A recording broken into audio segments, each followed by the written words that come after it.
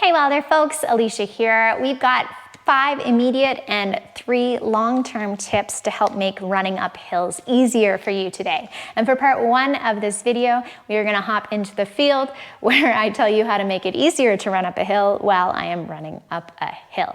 Before we get into that, please remember to check out the description box for a link to coaching services from us, and remember to subscribe to Wilder to get more tips like this to help you on the trails.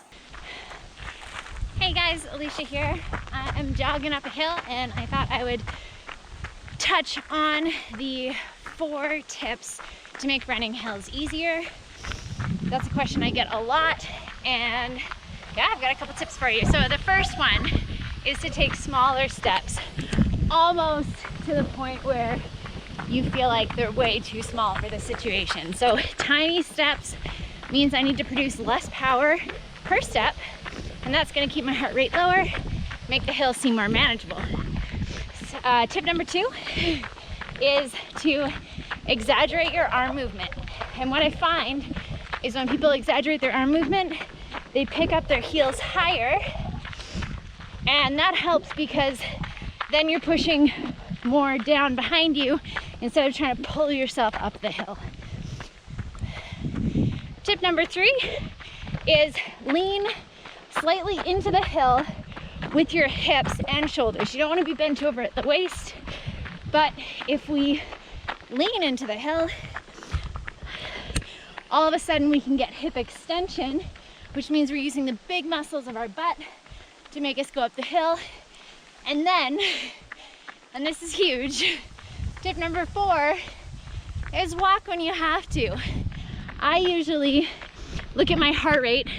I know the zone I want to keep my heart rate in, and if my heart rate goes above that, then I'm going to bring it into a walk. There's nothing wrong with walking up the hills. That heart rate training you do, combined with strength work in the gym, will eventually make those hills runnable. And I guess a bonus tip is make sure you enjoy the view at the top. And later, Alicia cutting in here because I know I'm gonna get a lot of questions on when should I walk versus when should I run on that hill.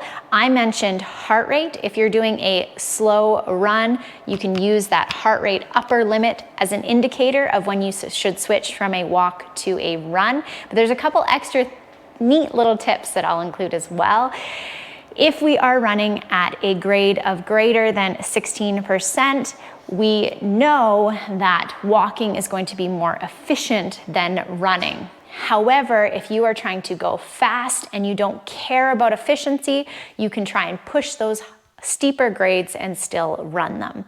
The second factor is when our body is moving at slower than 12 minutes per mile, it's going to naturally want a walking gait because that's more efficient. If we are moving faster than 12 minutes per mile, a running gait is more efficient because we're able to actually use the elastic properties of our lower legs to help us go forward. So those are a couple of numbers to keep in mind, but do pay attention to your body.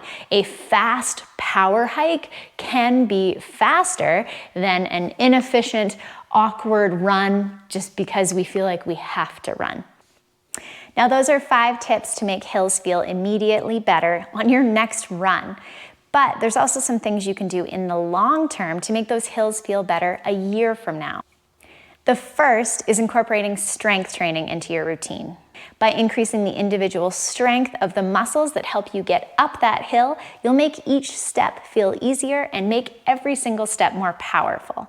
I recommend including lunges and deadlifts into your routine to really charge up your next set of hills. The second thing I recommend is including some hill intervals in your training. Now, this could just be as simple to start with as choosing a hill similar to the grade and length of your goal hill and sprinting up it for 1 minute and then recovering for longer as you walk back down. So 1 minute of work, try and run up that hill at a 7 to 8 intensity out of 10, and then walk down at a really easy, gentle intensity back to your starting line and do it again a few times. And the third training tip is to incorporate some lactate threshold intervals into your regular training. So this is on flatter ground.